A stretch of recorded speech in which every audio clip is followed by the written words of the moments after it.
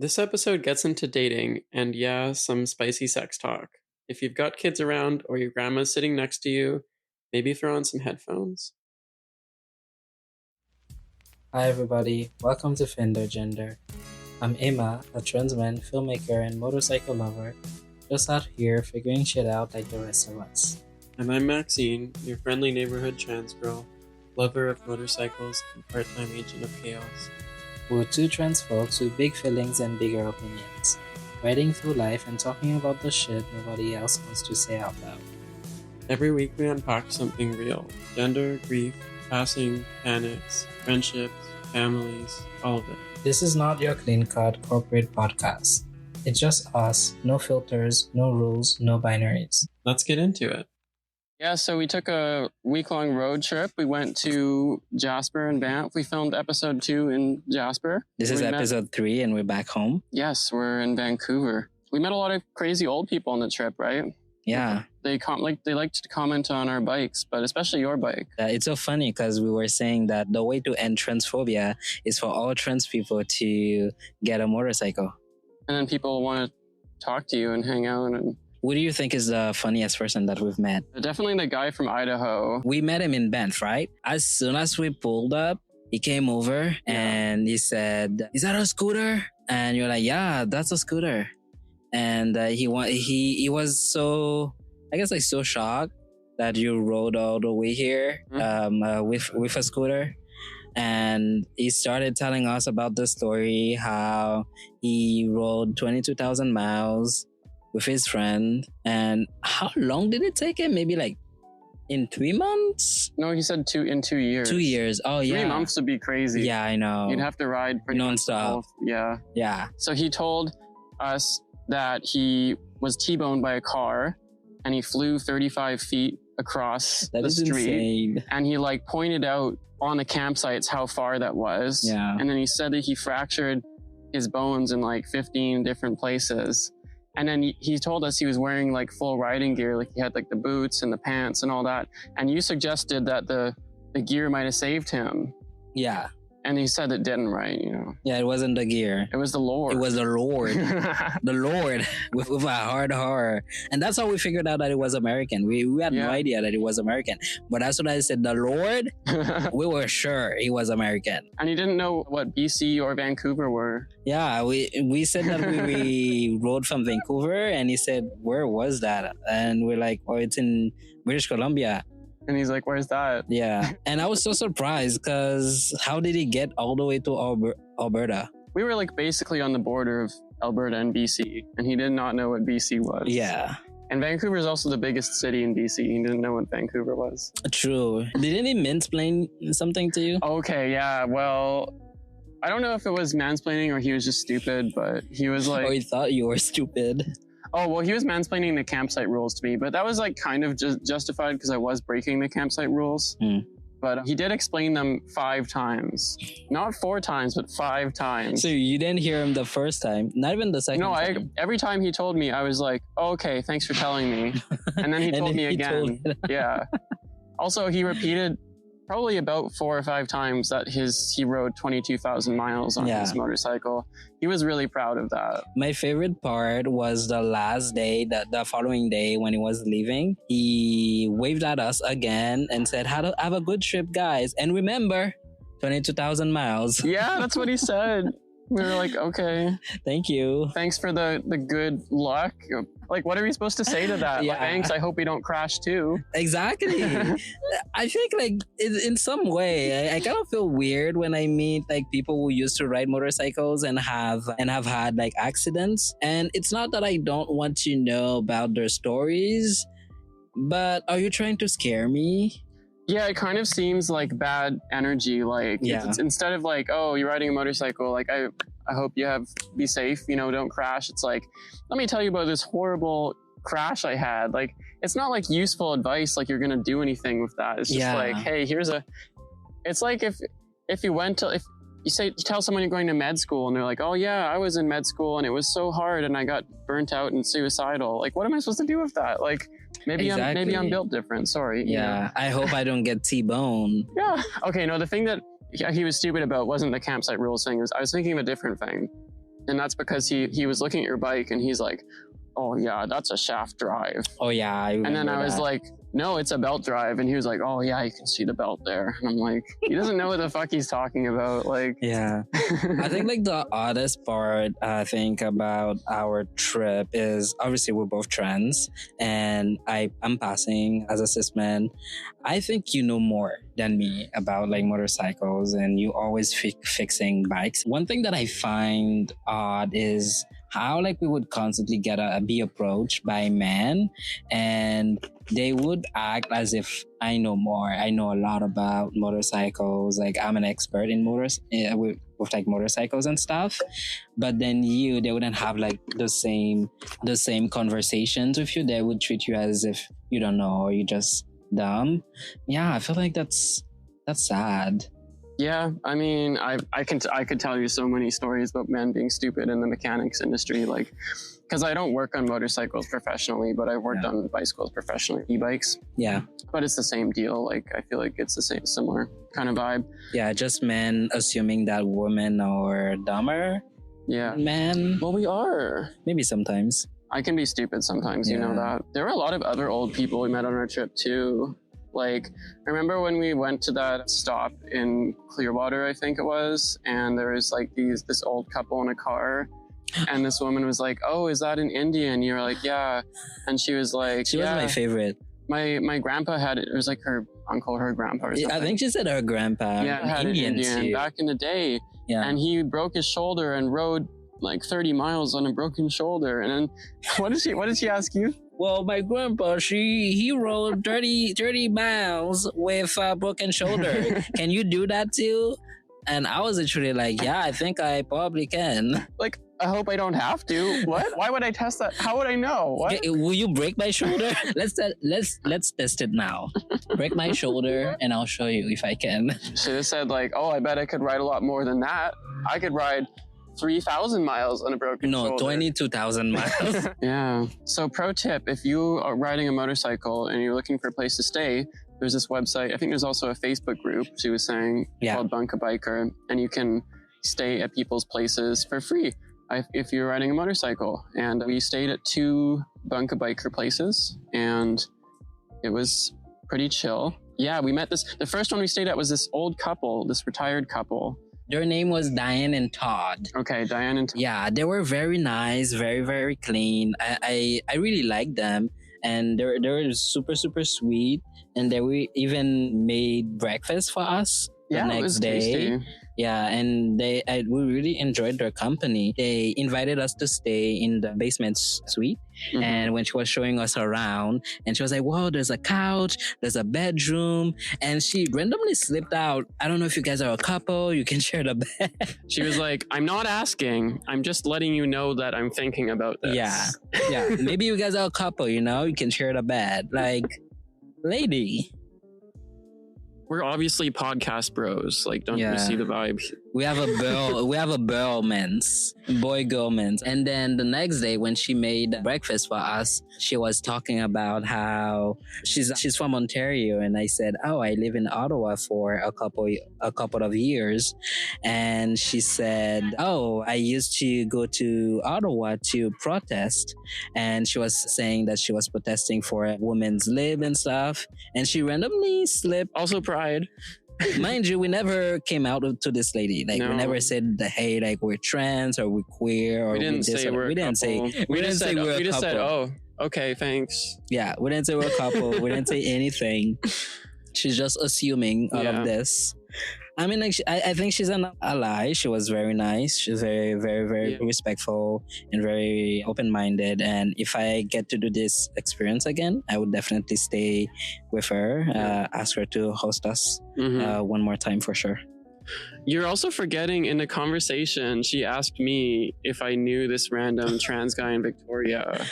Like, she didn't say that. Was it a trans woman? No, I think a trans guy. Because or like a non-binary person. Or someone was trans, I don't know. Because she didn't say that the person was trans, but she accidentally dead named them, and the dead name was like a feminine name. Yeah, I see. And then she was like, oh, or they or something. She was like corrected on the pronouns. Yeah, I think her husband corrected her. Yeah, so like, I think she was asking if I knew this random trans person in Victoria, and I was like, you know what? That happens. I actually know every trans person in Victoria. That happens to me a lot, especially like with white people. Yeah. Do you know that random black person that I met then? And like, lady, like, but don't you know every black person in Vancouver? I do. That's pretty cool. I know. There aren't that many of us, so I probably maybe eventually know all will. of them. But then new people come in though, so you're gonna have to be really on I it. know. I'm gonna keep updating the list of black people in the city. I need a mailing list. Keep all the black people in the loop. Loop. Because we have no idea what's going on in Vancouver anyways most of the time. So there's not really like a black community in Vancouver. That's a good idea actually. We should start a mailing list for black people in the city. Yeah. There was a black community in Vancouver, but they put an overpass. Yeah. Did you watch the documentary? No, there was a documentary about it. I haven't seen it, but I know there's a documentary. Someone made a documentary. The last campsite we stayed at was a free campsite called Jolly Creek. Oh my God. Don't go there. Please do not. Yeah, it's kind of strange vibes. If you find it, I know it's free. It's free. You can stay there for free. But do not go there. There's a lot of RVs. Yeah, the people saying they're all fucking weird. So, little story about Jolly Creek. We came there and we were like immediately greeted by this guy in his RV, and that guy was pretty chill, I feel like. Yeah, he was very nice and welcoming, but he kept inviting us to his fire. And I feel offended that we didn't want to go to his fire. He was offended. Yeah. That's what I was going to say. He was offended. Yeah. And because we made our own fire. Yeah. And then he came over and was like, "Whoa, I told you guys to come over to my fire." Like, sir, like, calm down. And then when we were going to bed, he was like, "Oh, like, you want to come over and stay warm?" And we're like, "No, we're just going to bed." And then it wasn't cold. He stayed or quiet. Anything he wasn't too. cold too. Yeah, it was. I think maybe hot. He just wanted company, but he also had like someone there with him. I think too. He had his wife there with him. Yeah, maybe his wife or something. Yeah. Yeah, so I feel like he was offended that we didn't want to share his fire, which is crazy because, dude, I don't know you and I'm only here for one night. There was that interaction, and then this woman in a truck came down, right? A woman? And then she asked... It was a guy. Oh, that lady. No, not that guy. We'll talk about him next. She asked me, "Hey, can I ask you a question?" And she came along like the side of the tent, so I don't know if she like really saw you at first. And I said, yes. And she said, "Is this campsite free?" And I said, "Yes, it is." And she kind of like went and she was kind of like looking around like this. She was like, just like all around the campsite, right? Yeah. And then you were like, we were just joking. We were in a very joking mood at that time. You were just joking to me. You were like, "Can I ask you a question?" No. And I thought that was pretty funny, right? We were laughing quite hard. And I think we thought we were laughing at her. I guess I think so. I mean, I guess we were. I wasn't laughing at her though. I was just making random jokes. Yeah, we were just. But she got in her truck and just left. We weren't like judging her. We were just like saying stupid shit. We were just in a. Anyway, I think she got a little like socially anxious or something. Yeah, and I thought she would come back though. But she never came back. Yeah, we were joking that she didn't want the campsite to be free. She wanted to spend money. Yeah. Oh, it's free. Oh, I'm just gonna leave then. Yeah. You went into the outhouse though. I don't know how you did it. Oh my God. Oh, that outhouse smelled really bad. That park, BC Parks, please. Y'all need to go up in there and clean that shit up because there is no fucking way.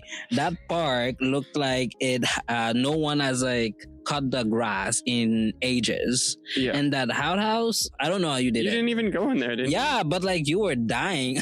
Oh yeah, I went out there. Once you came back, I was like, nope. Do you want to mention the third person we talked to? At that park? Guy. I swear to God, we got there. We were there for maybe like for 4 or 5 hours.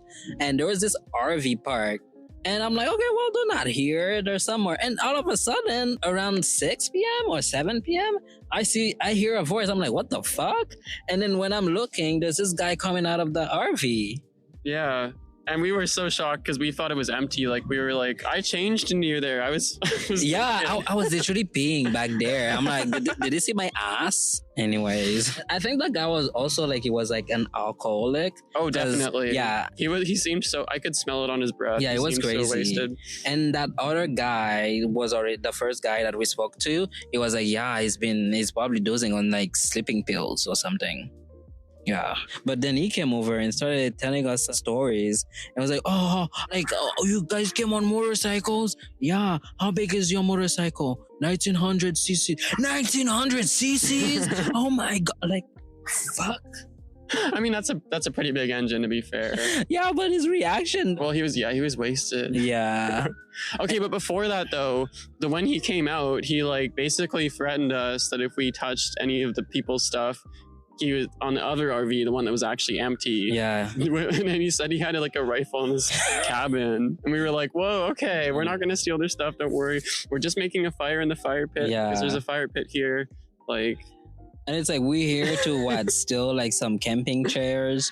It's not like it would even fit on our motorcycles. We also had our own camping chairs. Yeah, it was odd. But then, yeah, when we were at the campfire, he was just like telling us stories about his bike. And he said he crashed it like once a day or something.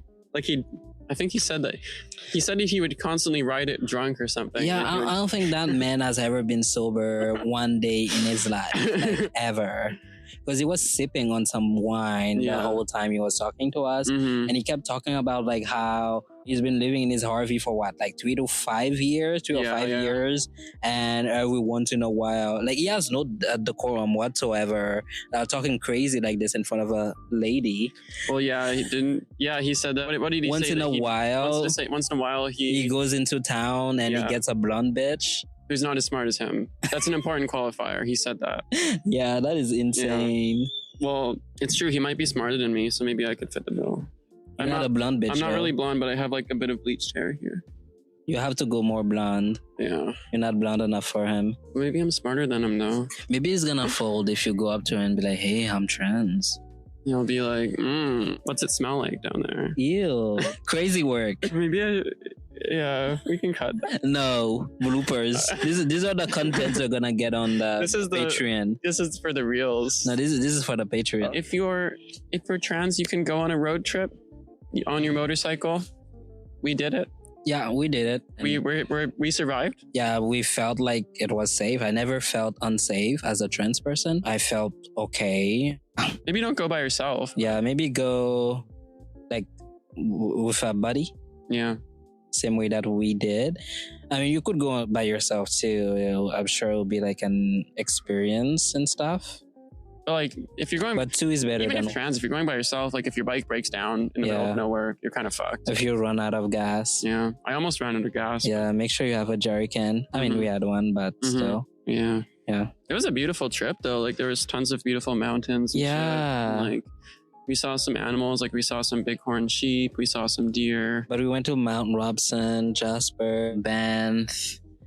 Yeah, we saw some really nice places. Yeah, we went to all the tourist parks. It was great. Yes. Yay! Shall we talk about dating as a trans person? Yeah. So how long ago did you come out? Like 3 years ago? About 4 years ago. 4 years ago? Yeah. Did you date right away? No, I was someone I was talking to was shocked to hear this, but I said that after I came out as trans, I was like kind of abstinent for like a few years, like maybe 2 years. I just felt really weird about my body and I felt weird about sex. And yeah, I mean, it's really different for everyone, but there were some people that I got kind of crushes on, but I just felt so uncomfortable. I didn't really pursue them. I went on a few dates, but they didn't really pan out. And then I got into like a 1.5 year long relationship. I was in a relationship. Yes. When I came out. I feel like I always knew that I was trans anyways. But when I came out, I was in a relationship. It was okay. But at the same time, I feel like I wasn't interested in being like physical and even like having sex as much anymore. I feel like maybe I was conscious of, I had like bottom dysphoria maybe. Yeah, so I didn't really engage like in sex or whatnot. And even after we broke up, it took me a little bit of time, but I feel like I'm more comfortable with myself, like mentally, to like get into like a sexual like situation or even like dating. But I still feel like conscious about like bottom dysphoria or whatnot. So I don't really even like bottom or anything. I was joking with this girl that I have this strap on that I've had it for almost 3 years, but I've never used it because for the first 2 years or the first 1.5 years or something like that, I was not fucking anybody. And then the next while after that, I was dating someone who was strictly a top. So it's just been sitting there. But yeah, two tops don't make a bottom. It's true. Two wrongs don't make a right too. But two bottoms make top? No, that doesn't work. One of them would have to top. So, Amo, what are some red flags for somebody that you would be seeing or dating as a trans man? Oh my God. What are some red flags? People seeking out trans space genders. Yeah, we saw this dating profile when we were on our trip where someone said, I like trans space genders. I thought that was pretty hilarious. I don't know if that's necessarily a red flag, but it was funny. Yeah, I don't think I would swipe right. No. It seems too eager for me. But also, it's just my personal preference, I feel. I feel like a lot of like trans men out there, they're comfortable with that.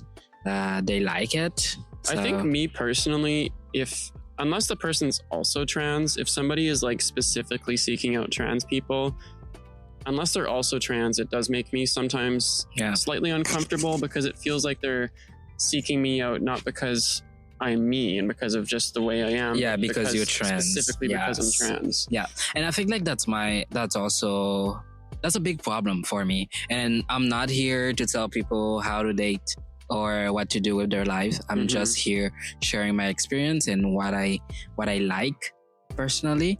So I'm sort of like in this group. It's a cis woman seeking out trans men, and I feel like a lot of them, they come like from a good place. They're no longer comfortable dating a cis man, but they still like men because of the misogyny. Yes, exactly. And they feel like they're safe with a trans man because trans men have had life experiences as a cis woman.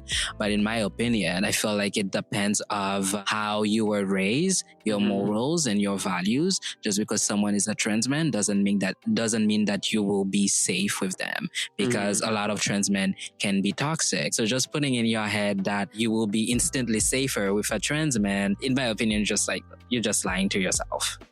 Because at the end of the day, trans men are men. And men are gonna be men. That's true. Men are gonna be men regardless. Boys are gonna be boys. Exactly. Men are gonna be men. Exactly.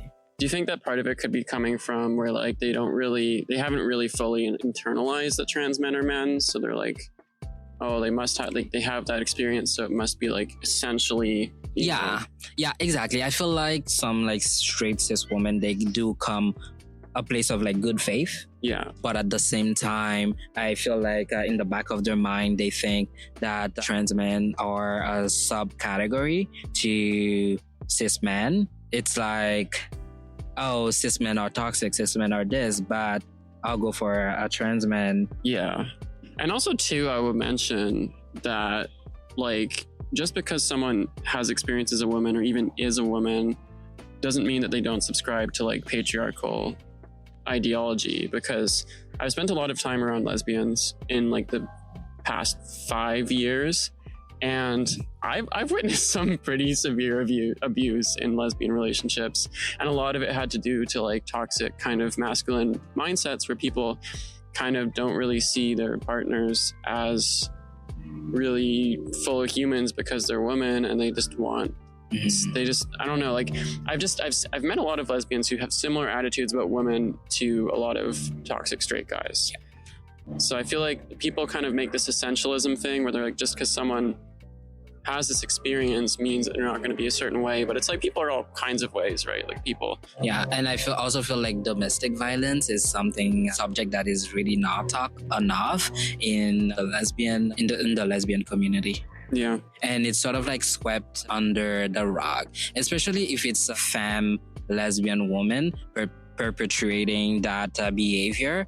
People don't talk about it much because, oh, she's femme. But if it was like a mass lesbian beating down on a femme lesbian, then, oh my God, like this and this and that, like people would be outraged. Yeah, that's true. Also, I want to say that just because someone is a trans man doesn't mean that they have experienced all of the same experiences that a cis woman would experience, because some trans men transition super early. Some trans men are raised, like I said, like different values and stuff, different culture. So just because you experience, let's say, catcalling, as a cis woman. Doesn't mean that I experienced that.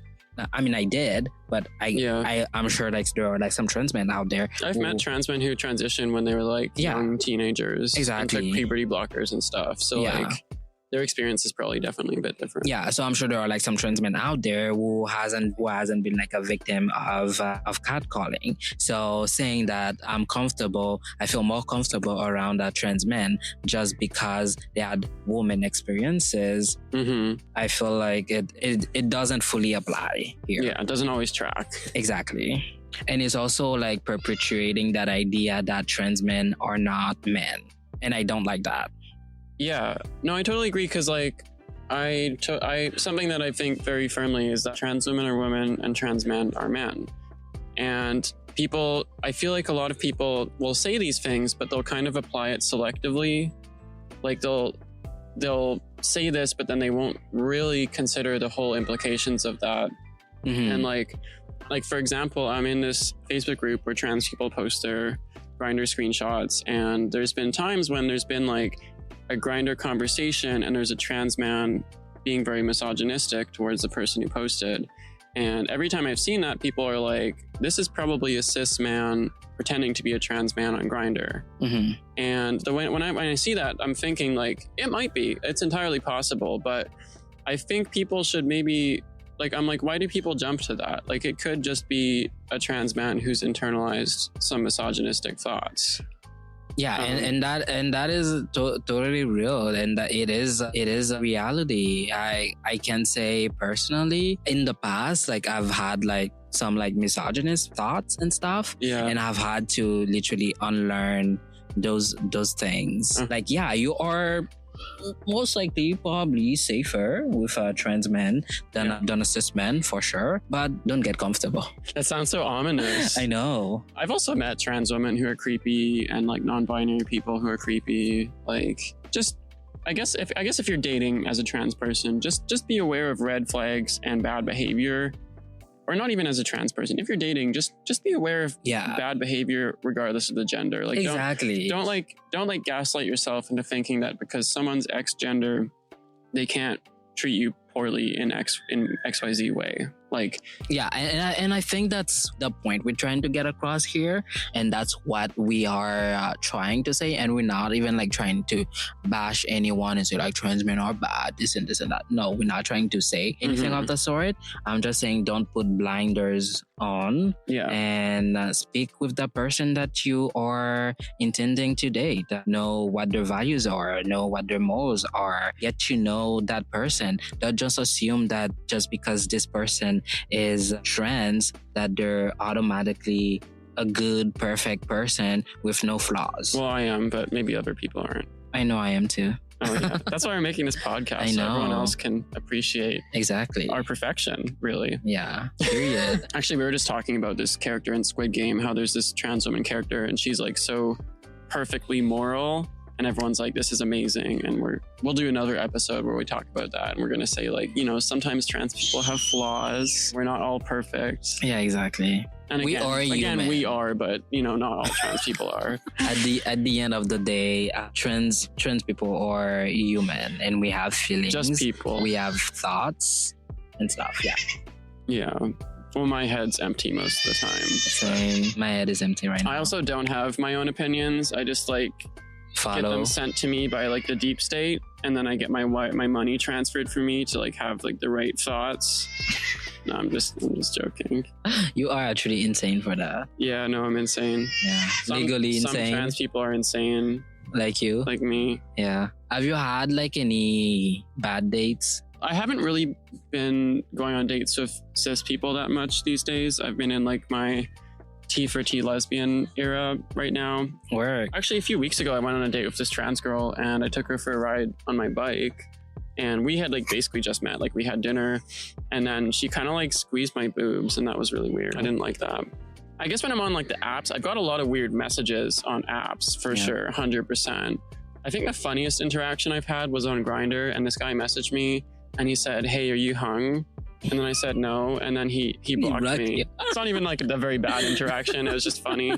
I've had like a lot of couples message me, and like I really don't like it if couples hit me up, because the way I think of it, right, is like there's like this straight couple and they're like, the guy would be insecure. They're trying to have a threesome, right? This guy would be insecure if they did it with another guy, because then, you know, there's some gay shit and like he might be jealous between that other guy and the girl.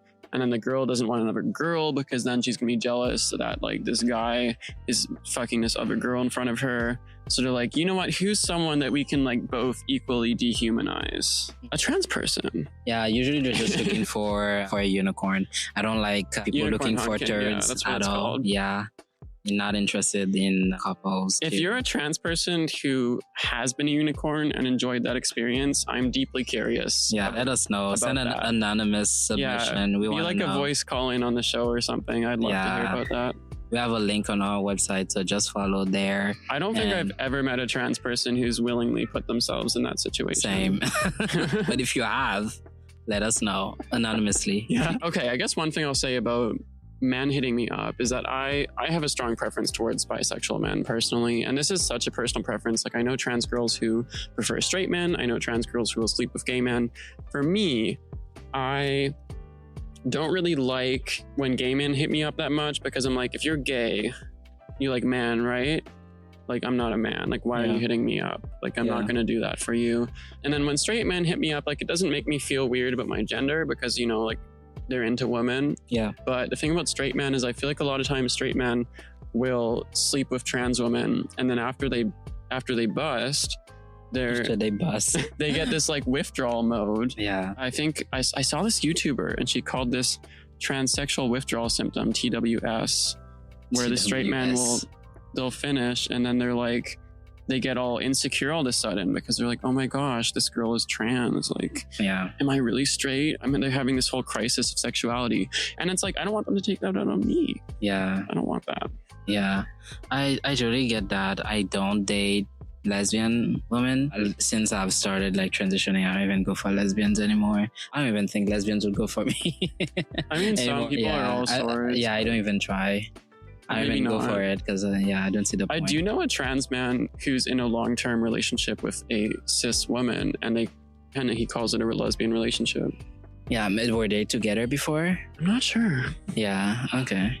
I feel like that usually happens if the person was in a relationship with a woman and then they came out as trans and then they stayed together. Yeah. But a lesbian willingly putting herself in a relationship with a trans man, like, no, I haven't seen that. But if that has happened, okay. Yeah, but not for you though. Yeah, I personally haven't seen that. I usually go for bisexual or pansexual women. I haven't gone for like a cis straight woman. And I think it's mainly because I don't have the patience. I don't have the patience. A lot of education. Yeah. I don't have the patience to educate, and everything is on Google, you know. I can give you the basics and stuff, but my patience will just run out. And I also feel like if you are a cis straight woman, it is not my job to educate you. If you are interested in a trans man, you want to date a trans man, go on Google it. Like, it's not exactly my job to educate you. And also, as a trans man, I know that a lot of like trans men, they really cater to wanting to date a cis straight woman. It's like, oh my god, like dating is hard. No cis straight woman wants to date me because I'm a trans dude. There are like 7 billion people on Earth. A lot of like cis women who would want to date you. You can find your one. Yeah, personally, I haven't had any problems dating. Yeah, well, you're perfect. That's why. You need to. We already said that. Obviously, these trans men who are having problems are flawed and like broken, obviously. We're just kidding, guys. Maxine is a walking red flag. Yeah, a red flag is actually people who want to date me. That's a big red flag. You are a red flag. They must be insane. That's why I don't date men, because I'm a red flag to men. If a man is coming up to me and trying to flirt with me, I'll just laugh. I'll just be like, whatever, dude. I do not take men seriously at all. If you're a man and you're trying to fuck, no. And I've had a lot of cis straight men trying to fuck me. And I'm like, we're having gay sex. Like, if you want to fuck, it's gay sex, period. And they're like, well, like, it's I don't know, you know, you have a vagina. Like, it's still gay sex. I'm a dude. Like, if you're looking at me on the outside, you see a man and you still want to fuck, that's gay. That's gay. And I always ask them, like, would you be down to have gay sex with me? And the answer is always no. Because they think, a lot of cis men think sleeping with a trans man is like a gray area. It's like, yeah, you're a dude, but I like pussy. And since you have a pussy, then I don't mind, you know? You get what I mean? So it's like, sir, this is gay sex. So if you're a cis man, absolutely not. Stay away from me.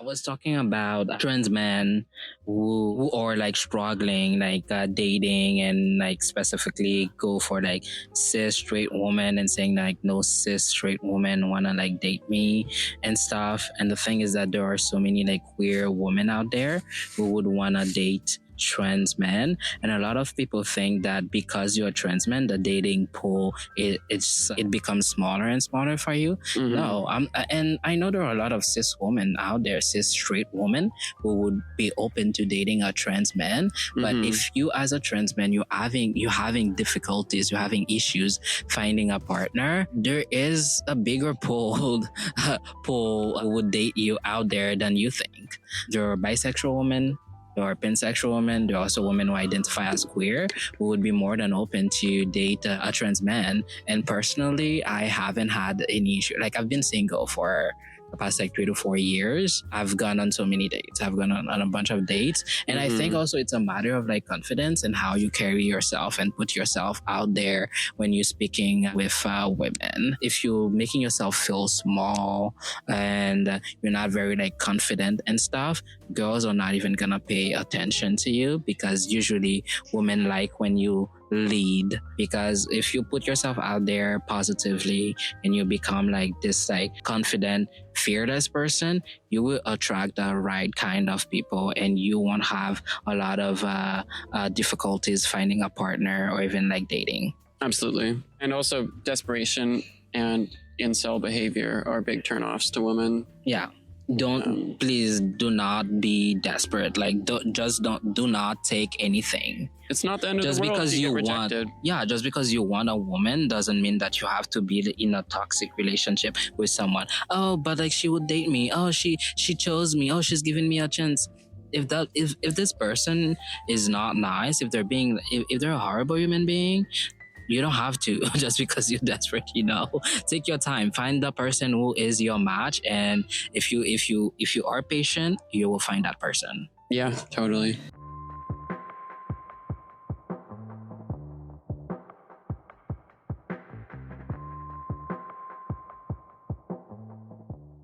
As a trans man, I would say I would really urge you to avoid toxic, straight, cis men who just wanna like fuck you just to try it. I would say the same to trans women out there. Just to try it, just because they've never like done it before.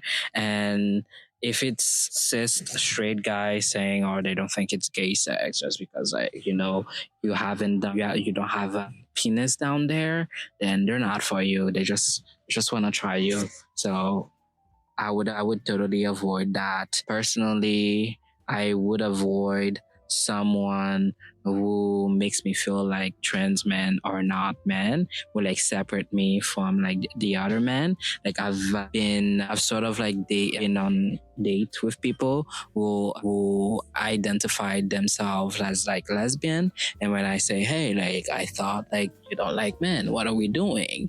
And she was pretty much like, you're different. And to me, I really don't like that, you know, because what's so different about me? I'm just a dude, you know? And she wasn't saying you different as in how I act with her. She was saying you different as in, oh, I identify as lesbian, but you're a trans man, so I'll give you a shot. Mm-hmm. But again, that same person, a year later, they ended up in a relationship with a whole cis man. So that Sometimes tracks. There's signs before people realize things about themselves. I know. Like, actually, all the women, most of the women that I have dated or slept with before I transitioned are bisexual, and some of them came out as bisexual much later on. Damn, not you turning them. Yeah, watch out, straight women. Well, not anymore, because I don't really fuck with straight women these days, but Yeah, you go T4T. Straight women, if you are really only into men who are a little bit feminine, you might be bisexual. Just based on experience. You might not be. That might just be your type. That's such a wild take. Might just be your type. But I know some guys who are like feminine, they're like straight. I've met some too. Some men are just like that. Yeah, it's like Johnny Depp, kind of. Yeah, some guys, I look at them, I'm like, damn, he has some sugar in his tank. I've never heard that expression before. It's a black thing. Doesn't that fuck up the car though? If there's sugar in the tank, like I heard that really fucks up the engine. Exactly, it does, because like if you're straight dude, right? Yeah. So if you have some sugar in your tank, so you're no longer straight. It sort of like fucks up your straight engine. That's good. Some guys look a little zesty, and you think, damn, and they're straight. That guy's zesty. No, he's unflavored. Flavored. He's heterosexual. Yeah, being queer is spicy. Not to us, I guess, but to a lot of people, that's pretty controversial. What, being queer? Yeah. Spicy? You don't think so? No, I think it is controversial to a lot of people. To be spicy, to be queer, or to be queer? Or how to be spicy queer? Like all of the above, I guess. All of the above. Okay, you have some sugar in your tank, Maxine. Well done. Obviously. Look at all this. I'm so surprised you've never heard this before. No, there's not a lot of black people in Vancouver. I know. There should be more. Black people move here. Queer ones. You can sign up. Queer only. Sign up for Emma's newsletter. No straight newsletter to all the black people. That's hilarious. It's kind of awkward if you're the one left out. Me? No, like if everyone else is on all the black people on your newsletter except like one person. One person. That would suck to be that person. But then they have to send me their information so I can add them. Or you can like see if they're straight or not. Yeah. Do you know that? Have you seen that Reno clip where they make the guy do the sober test and he has to walk in a line? No. It's like 1, 2, pum pum. Oh no, I have seen that. That's how you know who's straight or gay or queer. Make them pass the sober test. Yeah.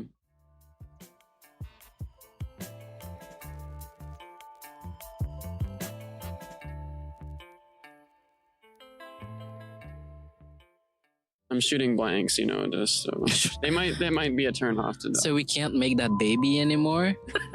You're unhinged. But you promised me, Maxine. What about a lavender marriage? Is it a lavender marriage if it's two trans people? Like, I feel like you're still trans, so you're still getting fucked up by like. Oh yeah, we would be a straight couple. But you promised me a child. Well, I'm gonna have to break that promise.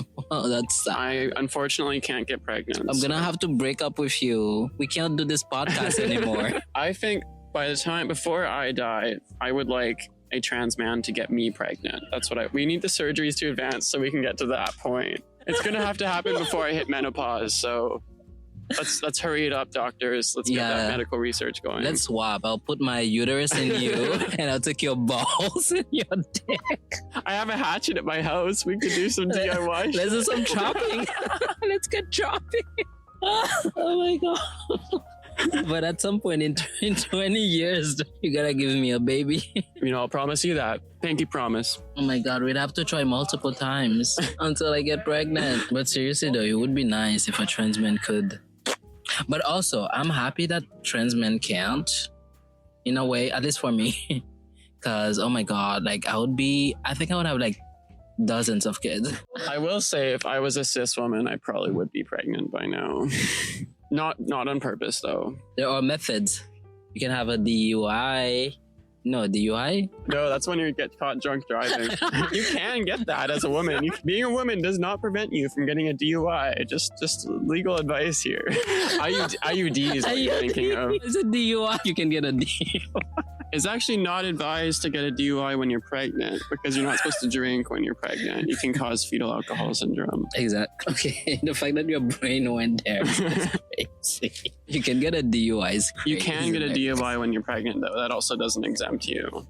Yeah, for sure. They should make a law that being trans exempts you from the drunk driving laws. What do you think about that? Why? Just give us something extra. Like we're struggling, you know. Because trans people are dumb. I'm just being stupid. See, the trans woman right here. Trans woman of the hour. Vaccine. I mean, even if you can't get pregnant, you can still get STIs. You can still get HIV unless you're on PrEP. Take your PrEP, girls. That's true. You're right. Like maybe all your kids would be the least of your worries, honestly. If you're just going around fucking with no condom. Yeah. You could get dick gonorrhea. Dick gonorrhea is crazy. you could get syphilis. Insane. I've had this girl tell me that if I had like penis, once I have bottom surgery, that I would be like a quick comer. She can tell that based on your whole energy. She's like, oh, because you'd be pounding that shit. I think that's what they call a non sequitur. What's that? It's something that just doesn't follow. Like you'd be pounding that shit, therefore you'd come quick. Like that doesn't follow. Some people are pounding that shit and they don't come quick. That is true. That's it for our third episode of Fender Gender. Thank you for being here with us as we build this space one convo at a time. If this episode resonated with you, we want to hear it. You can stay anonymous. We've got a submission link in the episode notes. And if you want to support Fender Gender and help us keep the mics rolling, head over to our Patreon. Every bit helps. We'll eventually have some bonus content coming your way. Links in the description. Next week, we're having our first guest on the show. Our amazing friend Kianda will be joining us to unpack identity and what it's like coming out at work. Subscribe, rate us, and tell your messy queer cousin to listen. We'll see you next time.